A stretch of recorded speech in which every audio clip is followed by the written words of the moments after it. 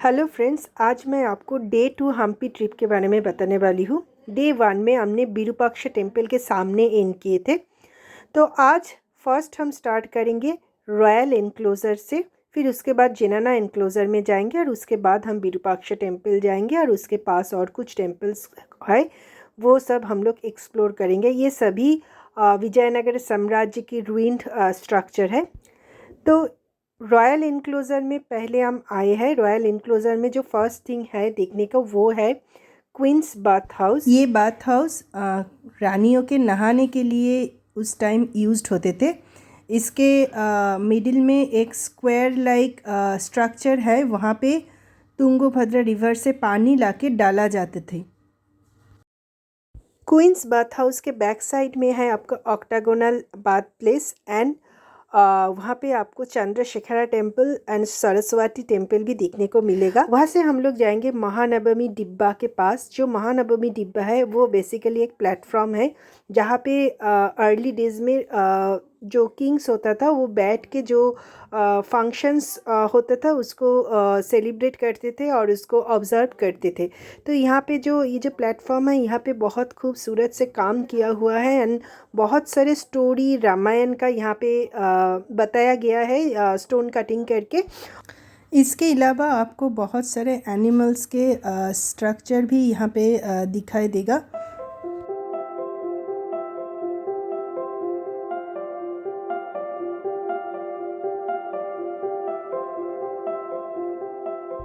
महानवमी डिब्बा से थोड़ा आगे जाएंगे तो आपको ये स्टेप वेल दिखाई देगा। ये जो स्टेप वेल है ये पूरा ब्लैक स्टोन में बनाया हुआ है। उस टाइम में ये पानी स्टोर के लिए यूज्ड होता था। इसके चारों तरफ आप देखिए कि जो पाइपलाइन है वो भी किया हुआ है। ये तुंगभद्रा रिवर से पानी लाके इस स्टेप वेल में डाला जाता था, तो उसका जो स्ट्रक्चर है वो अभी भी प्रेजेंट है। तो ये देख के आपको पता चलेगा कि उस टाइम में आर्किटेक्चर कितना यूनिक था। स्टेप वेल देखने के बाद अगर आप आगे जाएंगे तो आपको एक स्विमिंग पूल टाइप का स्ट्रक्चर दिखेगा। ये मेनली जो ऑर्डिनरी पीपल था उस टाइम में वो लोग ये यूज़ करते थे। सो ये एक बड़ा सा एरिया लेके बनाया हुआ है। ये देखने के बाद आप अगर आगे जाएंगे तो आपको देखेंगे ये फैला हुआ एक रूइंड स्ट्रक्चर है। ये जो है कहा जाते हैं कि ये पैलेस का जो बेस था वो अभी यहाँ पे है, लेकिन पिलर्स वगैरह कुछ भी नहीं है, वो सब डिस्ट्रॉयड हो गया है। यहाँ पे आपको सीक्रेट चेम्बर भी दिखने को मिलेगा जो कि अंडरग्राउंड है। ये देखते हुए अगर आप आगे जाएंगे तो आपको जो रॉयल पैलेस है उसका जो वॉल है वो दिखने को मिलेगा। रॉयल पैलेस के एंटर करने से ठीक पहले आपको लेफ्ट हैंड साइड में जो है वहाँ पे आपको स्टेबल दिखाई देगा, जो कि उस टाइम में जो हॉर्स है उसको रखने के लिए यूज्ड होता था। वहाँ पे अभी तक जो वो हॉर्स के खाने का जो स्टोन का बनाया हुआ टब है वो भी रखा हुआ है। तो आगे जाएंगे आप रॉयल पैलेस से जस्ट एग्जिट करेंगे तो आपको राइट हैंड साइड में जो दिखाई देगा वो है हजारा रामा टेम्पल, जो कि बहुत ही खूबसूरत टेम्पल है। ये जो टेम्पल है ये टेम्पल में एंटर करने के टाइम आपको जो टेम्पल का वॉल है वहाँ पे बहुत खूबसूरत से स्टोन कटिंग करके स्टोरी बताया गया है, जो कि मेनली रामायण और भगवद गीता का स्टोरी है और कुछ एनिमल स्ट्रक्चर भी वहाँ पे प्रेजेंट है। तो माना जाता है कि इस टेम्पल में ऐसे रामायण स्टोरी लिखे हुए 1000 ब्लॉक है, इसीलिए ये हजारानामा टेम्पल के नाम से जाना जाता है। यहाँ पे आपको ओल्ड कन्नड़ा लिपि भी दिखने को मिलेगा, जहाँ से इस टेम्पल के बारे में बहुत सारी इंफॉर्मेशन पाया गया था।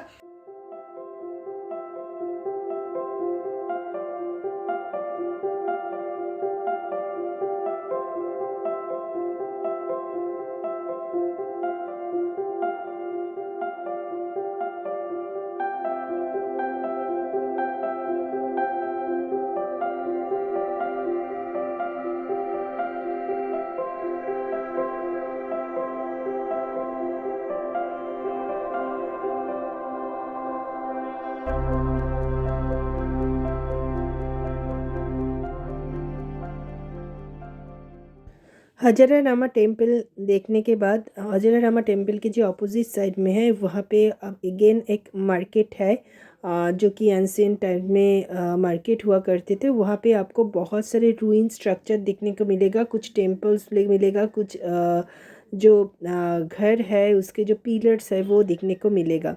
तो ये स्ट्रक्चर देख के अब फिर से ऑटो में बैठिए और वहाँ से आप जेनाना पैलेस जाइए। हजरारामा टेम्पल से जेनाना पैलेस कुछ 1 किलोमीटर के आसपास है, तो आप ऑटो से वहाँ पे जाइए। जेनाना पैलेस एंटर करने के पहले आपको एएसआई का म्यूज़ियम मिलेगा। एएसआई के जो म्यूज़ियम है उसमें आपको डिफरेंट टाइप के जो मूर्तियाँ है वो दिखने को मिलेगा, क्योंकि यहाँ पे जो रूइन टेम्पल्स है वहाँ पे जो मूर्तियाँ थे उस मूर्ति को यहाँ पे लाया गया है, क्योंकि वो सभी मूर्तियों का कुछ हिस्टोरिकल वैल्यूज़ है इसीलिए। तो ये म्यूज़ियम देखने के बाद आप जेनाना पैलेस में जाइए। जेनाना पैलेस में एंटर करने के लिए आपको फिर से टिकट लगेगा, जिसका प्राइस होगा 40 रुपीज़, क्योंकि आज डे 2 है तो ये टिकट आपको ख़रीदना पड़ेगा। एक टिकट आपको एक डे में ही वैलिड रहता है, अगर डे चेंज होगा तो टिकट भी आपको नए से लेना पड़ेगा। जेनाना पैलेस में एंटर करने के बाद आपको पहले ही मिलेगा लोटस पैलेस। ये जो लोटस पैलेस है ये इंडो इस्लामिक स्ट्रक्चर में बनाया गया है। जो खिड़कियाँ और जो दरवाज़ा है वो सब लोटस फ्लावर की तरफ है, इसीलिए लोटस पैलेस है। इसके ऑपोजिट साइड में आपको देखने को मिलेगा क्वींस बेदी, जहाँ पे क्वींस बैठ के जो सेलिब्रेशन होता था वो ऑब्ज़र्व करते थे। ये पैलेस चारों तरफ से वॉल से घिरा हुआ है और वॉल के कॉर्नर में वॉच टावर भी है। तो वॉच टावर ये देखने के बाद आप अगर पैलेस के बाहर आएंगे तो वहाँ पे आपको दिखा देंगे हाथीशाला, जहाँ पे उस टाइम में एलिफेंट्स रखा जाते थे। तो ये जो स्ट्रक्चर है ये देखने में बहुत खूबसूरत है। और इसके सामने एक ओपन स्पेस भी है, सब जो स्कूल स्टूडेंट्स था वहाँ पे बैठे हुए थे। ये सब देखने के बाद आप अगर थोड़ा सा आगे जाएंगे फिर आपको बहुत सारे रूइन टेम्पल्स दिखेंगे। उसमें से पशुपतिनाथ जी की temple, Jain temple, Krishna temple, ये सब है। तो यहाँ पे जो टेम्पल्स है उसका जो पिलर है, पिलर में बहुत खूबसूरत से काम किया है, लेकिन ये टेम्पल एकदम ही रूइंड है। इसका जो रूफ है वो सब गिर गया है। तो आप इस तरफ जा भी सकते हैं और नहीं भी जा सकते हैं। अगर आप जाएंगे तो आपको वो जो एंशिएंट टाइम का स्ट्रक्चर है उसका एक फीलिंग्स आएगा।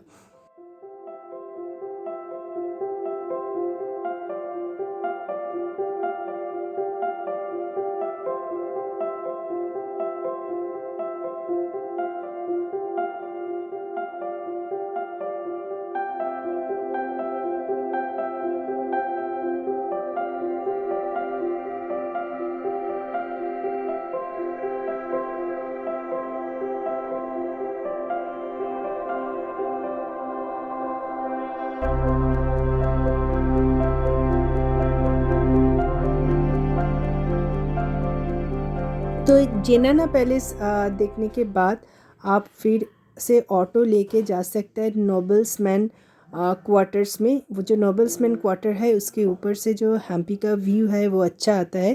फिर उसके बाद आप थोड़ा आगे जाएंगे तो आपको मिलेगा अंडर ग्राउंड शिवा टेम्पल।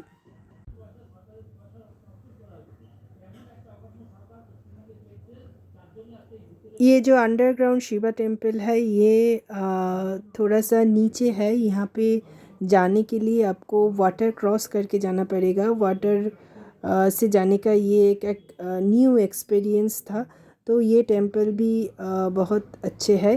तो अंडरग्राउंड शिवा टेम्पल देखने के बाद फिर हम ऑटो लेके चले जाएंगे जो विरूपाक्ष टेम्पल की तरफ, जहाँ पे पहले आएगा नरसिम्हा का जो एक जाइंट मूर्ति है वो। ये नरसिम्हा मूर्ति के पास ही एक शिव टेम्पल है। ये शिव टेम्पल देखने के बाद अगर आप सामने जाएंगे तो आपको मिलेगा एक कृष्ण टेम्पल। ये जो कृष्णा टेम्पल है ये बहुत पॉपुलर है, क्योंकि इसके अंदर की जो स्टोन कटिंग करके काम है वो बहुत खूबसूरत है। और ये कृष्णा टेम्पल के अंदर छोटा बड़ा बहुत सारे टेम्पल्स है। सो आप इसको पहले देख लीजिए।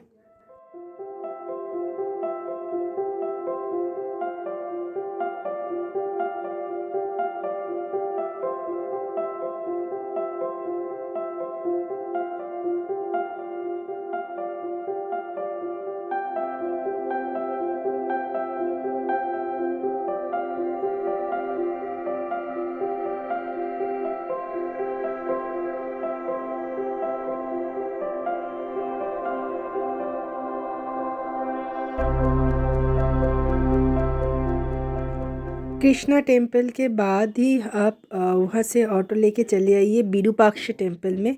ये विरूपाक्ष टेम्पल जो है ये एक यहाँ का फेमस टेम्पल है, क्योंकि इस टेम्पल में अभी भी पूजा होते हैं और बहुत सारे जो लोग हैं, लोकल लोग हैं, ये वो यहाँ पे आते हैं पूजा देने के लिए। और इसका जो टाइमिंग्स है ये 2 से 3 बजे तक बंद रहता है, तो ये टाइम छोड़ के आपको विरूपाक्ष टेम्पल में आना पड़ेगा। और क्योंकि यहाँ पे लोकल लोग आते हैं तो भीड़ भी ज़्यादा होते हैं, तो ये टाइम आप थोड़ा हाथ में टाइम लेके आइए। तो विरूपाक्ष टेम्पल के अंदर पहले ही आपको जो दिखेगा वो है एक एलिफेंट जो कि लक्ष्मी है। अगर आपको आप उनको पैसा दोगे तो लक्ष्मी आपको ब्लेसिंग्स भी देंगे।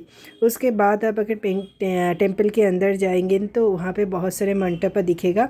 जो टेम्पल के सामने मेन मंटप है उसके जो टॉप रूफ है, टॉप में जो रूफ है उसमें बहुत अच्छे से काम किया हुआ है, जो कि बोलते हैं पेंटिंग्स है, कलरिंग पेंटिंग्स, जो आपको इलोरा अजंता केव में देखने को मिलेगा। वहाँ पे शिव एंड पार्वती की स्टोरी डिस्क्राइब किए हुए हैं। विरूपाक्ष टेम्पल देखने के बाद टेम्पल के साइड से ही एक रास्ता है जो कि ऊपर हाकुमाथा हिल के तरफ जाते हैं। वो हाकुमाथा जो हिल है उसके टॉप में भी बहुत सारे रूइन टेम्पल्स है। वो पूरा एक टेम्पल कॉम्प्लेक्स है। कुल मिला के वहाँ पे 50 से 100 टेम्पल्स है। तो हम लोग अभी हाकुमाथा हिल के ऊपर जा रहे हैं, क्योंकि रॉयल पैलेस, जनाना पैलेस, विरूपाक्ष देखते देखते शाम हो गया था, तो हम लोग हाकुमाथा टेम्पल के ऊपर से ही सनसेट भी देखेंगे, जो कि एक बहुत अच्छा पॉइंट है सनसेट देखने के लिए। तो अभी हम लोग हाकुमाथा हिल के ऊपर जा रहे हैं।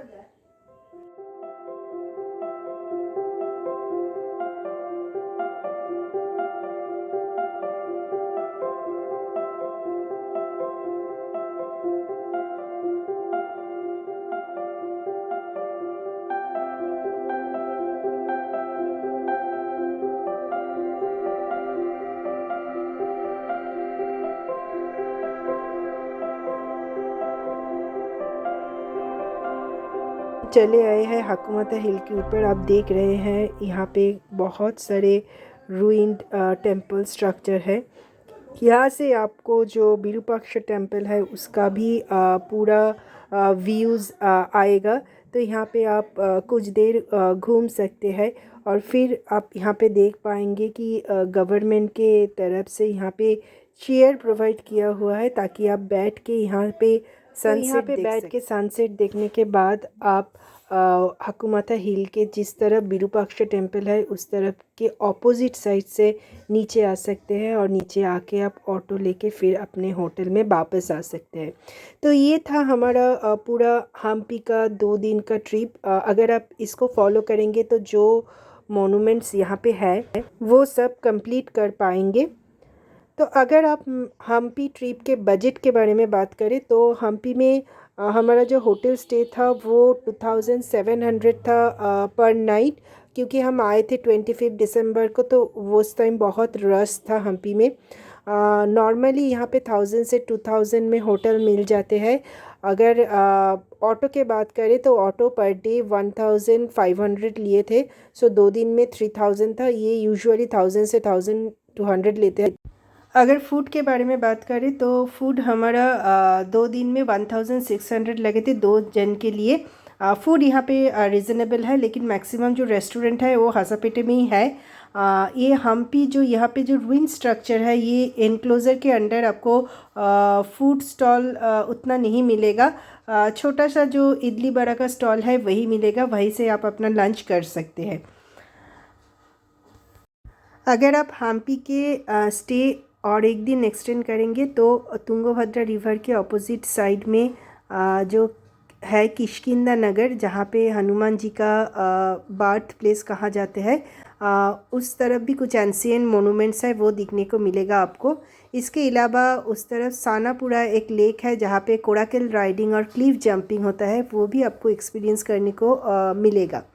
तो ये था हम्पी का पूरा ट्रिप प्लान। अगर ये वीडियो आपको अच्छे लगे तो आप वीडियो को सब्सक्राइब और लाइक कर दीजिए। Thank you.